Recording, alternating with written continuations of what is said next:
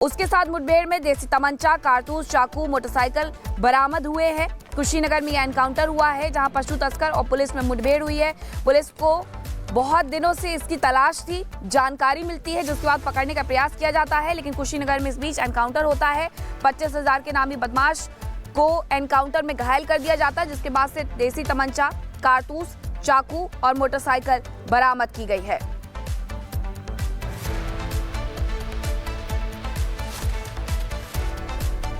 और वहीं आपको बता दें कि उत्तर प्रदेश के लखनऊ में गैंग रेप केस के आरोपी से मुठभेड़ हुई है। आरोपी संदीप यादव का एनकाउंटर हुआ है। तमंचा और कारतूस भी बरामद किया गया है। मोहनलालगंज के जंगल में छिपा था। उत्तर प्रदेश के लखनऊ से भी कुशीनगर जैसी खबर आ रही है जहां मुठभेड़ हुई है। ये गैंग रेप केस का आरोपी बताया जा रहा है जिसके साथ ये मुठभेड़ हुई है।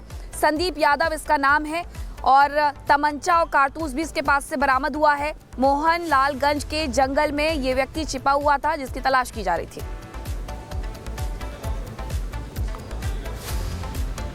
पूरे देश भर में इस बार औरंगजेब को लेकर जमकर विवाद हो रहा है और महाराष्ट्र की बात करें तो महाराष्ट्र से ही औरंगजेब को लेकर इस विवाद की शुरुआत हुई। अब औरंगजेब की कब्र को हटाने की मांग को लेकर तमाम हिंदू संगठन वीएचपी और बजरंग दल मिलकर सड़कों पर उतर आए हैं। आज से आंदोलन कर रहे हैं और मांग करेंगे कि औरंगजेब की कब्र को हटाया जाए। न सिर्फ कब्र को हटाया जाए बल्कि उसकी सारी निशानियां मिटाई जाए। महाराष्ट्र में जहां जहां औरंगजेब की मूर्तियां लगी हैं उन मूर्तियों को भी वहां से हटाया जाए।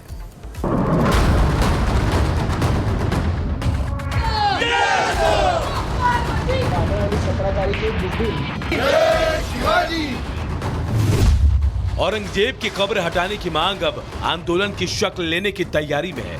औरंगजेब की कब्र को हटाने की मांग का मुद्दा लगातार तूल पकड़ता जा रहा है और अब ये मांग उठने लगी है कि पूरे महाराष्ट्र से ही औरंगजेब की प्रतिमा को हटाया जाए।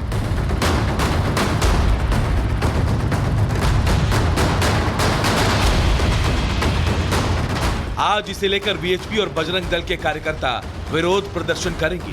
पूरे महाराष्ट्र में वीएचपी और बजरंग दल के कार्यकर्ता जिलाधिकारी कार्यालय के सामने विरोध प्रदर्शन करने वाले हैं।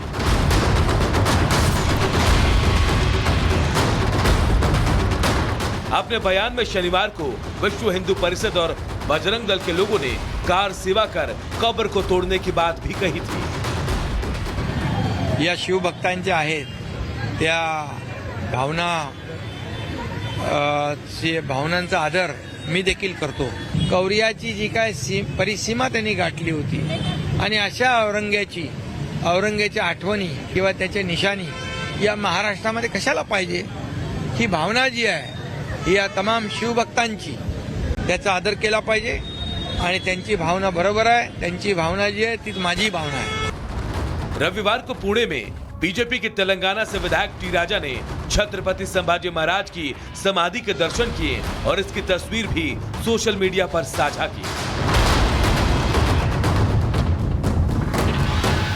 इस दौरान एक कार्यक्रम को संबोधित करते हुए उन्होंने औरंगजेब की कब्र को उखाड़ने की मांग उठाई। सरकार से इस पर कार्रवाई की अपील की। आप तारीख बनाइए, समय बनाइए और जगह बताइए और ये बताइए कि कितने कार्यकर्ता चाहिए उस औरंगजेब की कब्र उखाड़ने के लिए, ये भी जरा बता दीजिए। देवा भाव से निवेदन करना चाहूंगा, देवा भाव जी अभी चुनाव का बहुत समय है और डरने की जरूरत नहीं है। किसी से मत डरिए। आप ये मत सोचिए कि औरंगजेब की कब्र पर अगर मैं बुलडोजर चढ़ाऊंगा तो कानून क्या बोलेगा। कानून की किताब के बारे में मत सोचिए, क्योंकि जो बाबा साहब अम्बेडकर जी ने जो कानून लिखा है ना, उस कानून को कई बार बदला गया। कानून में फेरबदल भी होता है और मैं समझता हूँ औरंगजेब की कब्र को तोड़ने के लिए सरकार को हर वो प्रकार का पावर होता है। औरंगजेब के कब्र पर छिड़ी जंग अभी थमती नजर नहीं आ रही, बल्कि बजरंग दल और बीएचपी के चेतावनी के बाद देखना ये होगा कि अब से कुछ घंटे बाद महाराष्ट्र में औरंगजेब पर सियासी रुख किस ओर जाकर थमेगा। Bureau report, Republic Bharat.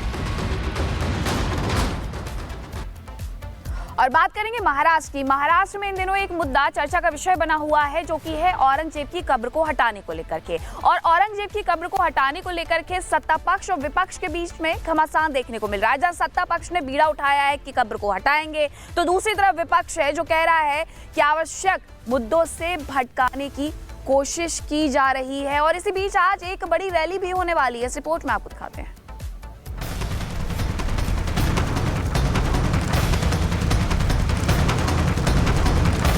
Aurangzeb के नामो निशान को मिटाने की मांग जितनी तेजी से बढ़ रही है, उतनी ही तेजी से इस मुद्दे की सियासत भी पूरे महाराष्ट्र पर हावी हो रही है।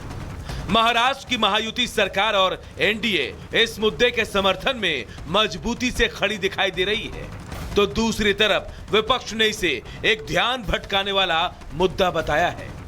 औरंगजेब एक बहुत खतरनाक और बहुत ही नीच आदमी था। तो मुझे लगता है कि अभी क्या करना है, माननीय देवेंद्र फडणवीस, एकनाथ शिंदे जी, अजित दादा पवार है, इन लोगों ने लॉ एंड ऑर्डर की स्थिति निर्माण ना हो, किसी की भावना को ठेस ना पहुंचे, ऐसा निर्णय लेना चाहिए। और औरंगजेब वाली ये इसलिए उठाई जाती हैं क्योंकि अपनी नाकामी पे पर्दा डालना चाहते हैं। तो हमारे छत्रपति शिवाजी महाराज जो हमारे पूजनीय हैं, हमारे परिवार के हैं, यहाँ जितने लोग खड़े हैं इन सब के परिवार के वो लोग, शायद बीजेपी के परिवार के नहीं हो सकते छत्रपति शिवाजी महाराज। ये बात मैं बड़ी जिम्मेदारी के साथ कह रहा हूँ। इस विरोध के सुर इतने तीखे हो गए हैं कि अब महाराष्ट्र सरकार के कार्यकाल की तुलना औरंगजेब के दौर से कर दी गई है। कांग्रेस की इस तुलना को तुरंत और करारा जवाब भी मिल गया। आज देवेंद्र फडणवीस तेवढेच क्रूर आहेत, सदाकदा धर्माचा आधार घेतात आहे, मात्र संतोष देशमुख सारख्या हत्या ज्या होतात आहे, जिथे खासदारांच्या लेकीबाळी सुरक्षित नाही, हा प्रकार आज दुर्दैवानं आज महाराष्ट्रात हा देवेंद्र फडणवीस सारखाच आहे। त्यामुळे औरंगजेब आणि देवेंद्र फडणवीस यांचा कारभार एकसारखा आहे। औरंगजेबी म्हणजे ही काँग्रेसची जी काही औरंगजेबी वृत्ती या ठिकाणी त्यांच्या कृत्यातून दिसते। काँग्रेसने देखील या ठिकाणी छत्रपती संभाजी महाराजांना झालेला अन्याय, त्याचा इतिहास वाचावा, छावा सिनेमा बघावा आणि मग उदात्तीकरणाचा विचार करावा।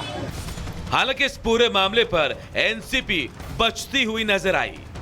नाही, हा पक्षाचा विषयच नाहीये, हा शेतकऱ्यांच्या अन्यायाचा विषय आहे।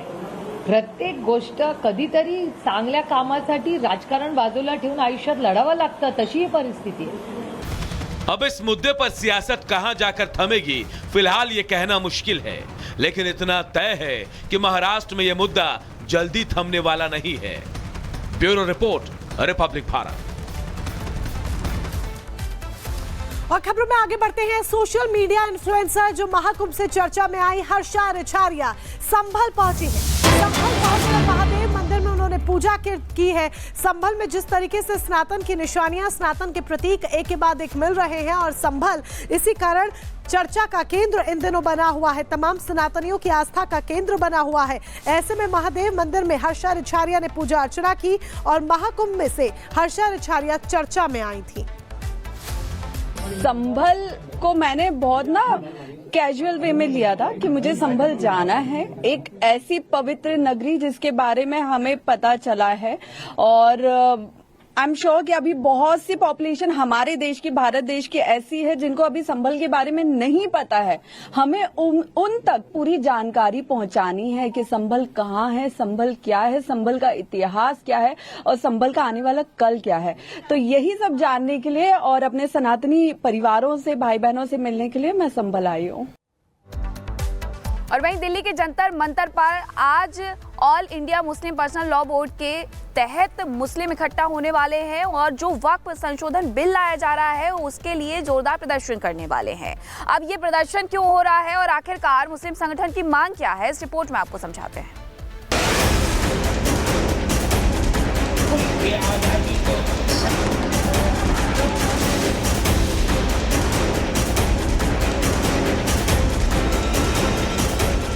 दिल्ली का ऐतिहासिक जंतर मंतर पर एक बार फिर विरोध की गूंज सुनाई देने वाली है। वक्त संशोधन बिल का विरोध आज से all India Muslim personal law board की अगुवाई में हजारों मुस्लिम प्रदर्शनकारी सड़कों पर उतरने की तैयारी कर